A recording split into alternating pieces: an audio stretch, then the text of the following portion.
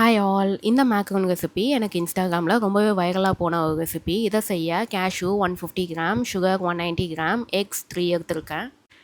இதுக்கு ஃபஸ்ட்டு நம்ம கேஷ்யூவை கிரைண்ட் பண்ணி எடுத்துக்கணும். இந்த கேஷ்யூ கூட நான் 1 டேபிள் ஸ்பூன் சுகர் ஆட் பண்ணி கிரைண்ட் பண்ணிக்கிறேன். இதை நீங்கள் கிரைண்ட் பண்ணும் போது 1 to 2 செகண்ட்ஸ் பல்ஸ் மோடில் வச்சு கிரைண்ட் பண்ணி எடுக்கிற மாதிரி இருக்கும். இதை நீங்கள் ஒரே டைமில் கிரைண்ட் பண்ணி எடுக்கிற மாதிரி இருக்காது, திரும்ப திரும்ப நீங்கள் கிரைண்ட் பண்ணுற மாதிரி இருக்கும். ஸோ ஒவ்வொரு டைம் நீங்கள் பண்ணுறப்பையும் 5 to 6 டைம்ஸ் பல்ஸ் மோடில் வச்சு எடுத்துக்கோங்க. இதை ஒவ்வொரு டைமும் ஜலிச்சு எடுத்துக்கோங்க, அப்போ தான் நல்லா பவுடராக உங்களுக்கு வந்து கிடைக்கும். முக்கியமாக ஓவராக கிரைண்ட் பண்ணக்கூடாது, ஏன்னா முந்திரியிலேருந்து நமக்கு ஆயில் ப்ரொடியூஸ் ஆகும். நீங்கள் ஓவராக கிரைண்ட் பண்ணிங்கன்னா உங்களுக்கு ஒரு மாதிரி க்ரீஸியான டெக்ஸ்டர் கிடச்சிரும். அந்த மாதிரி வராமல் பார்த்துக்கோங்க. இந்த அளவுக்கு பவுடராக கிரைண்ட் பண்ணி எடுத்துட்டு நம்ம வச்சுருக்கிற சுகரையும் கிரைண்ட் பண்ணி எடுத்துக்கலாம். இப்போ நான் ஒரு கிளாஸ் பவுல் எடுத்துக்கிறேன். இதில் நான் 3 எக்ஸோட ஒயிட்டை மட்டும் நான் செப்பரேட் பண்ணி எடுத்து வச்சுக்கிறேன். இப்போது ஒரு பீட்டர் எடுத்து நல்லா பீட் பண்ண ஸ்டார்ட் பண்ணுறேன். ஸ்லோ ஸ்பீடில் ஸ்டார்ட் பண்ணி கொஞ்சம் கொஞ்சமாக நீங்கள் வந்து சுகர் ஆட் பண்ணணும். மொத்தமாக ஒரே பேட்சில் சுகர் ஆட் பண்ணாதீங்க, ஏன்னா அது ஒரு மாதிரி க்ரீஸியாக ஆயிரும். கொஞ்சம் கொஞ்சமாக சுகர் ஆட் பண்ணி நீங்கள் வந்து அரைச்சிட்டே இருக்கணும். இந்த ஸ்டெப் தான் ரொம்ப இம்பார்ட்டண்ட்டான ஸ்டெப்பு. நம்ம இந்த பீட் பண்ணி ஸ்டிஃப் பீக் கொண்டு வரணும்.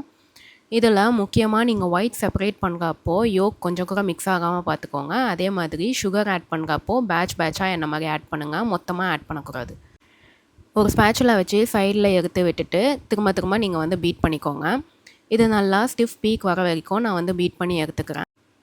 நல்லா ஸ்டிஃப் பீக் வந்ததும் நம்ம ஆல்ரெடி அரைச்சி வச்சுருக்கிற கேஷ்யூவை இது கூட வந்து சேர்த்து மிக்ஸ் பண்ணிக்கலாம். இதை வந்து ஓவர் மிக்ஸ் பண்ணக்கூடாது, லைட்டாக எல்லாமே சேர்ந்து வர அளவுக்கு மிக்ஸ் பண்ணி எடுத்துக்கோங்க.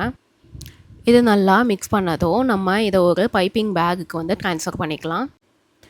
ஒரு பேக்கிங் ட்ரே எடுத்து அது மேலே பட்டர் பேப்பர் வச்சு நம்ம வந்து இப்போது மேக்ரூனை செட் பண்ண போகிறோம். இந்த மாதிரி ஒரு பைப்பிங் பேக்கில் நீங்கள் அதை ஆட் பண்ணிவிட்டு ஒன்று ஒன்றா நீங்கள் வந்து செட் பண்ணிக்கோங்க. ஒன்று ஒன்றா இந்த மாதிரி நீங்கள் ஆட் பண்ணி செட் பண்ணிக்கலாம். உங்களுக்கு எந்த ஷேப் வேணுமோ அந்த ஷேப்பில் நீங்கள் வந்து செட் பண்ணி எடுத்துக்கோங்க.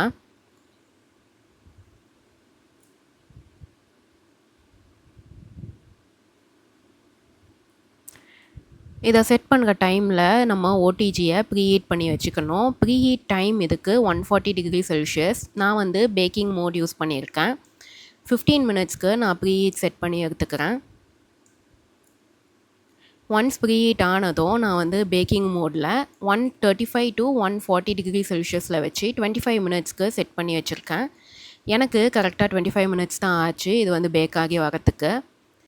மிடில் ரேக்கில் வச்சு பேக் பண்ணுங்கள். ஒன்ஸ் பேக் ஆனதும் ஓடிஜியை லைட்டாக ஓப்பனில் வச்சு 10 மினிட்ஸ்க்கு அப்படியே விட்டுருங்க. ஸோ தட் உங்களுக்கு கிறிஸ்பியான உள்ள சாஃப்டான மேக்ரோன்ஸ் கிடைக்கும். Follow and subscribe for more videos. Thank you for வாட்சிங்.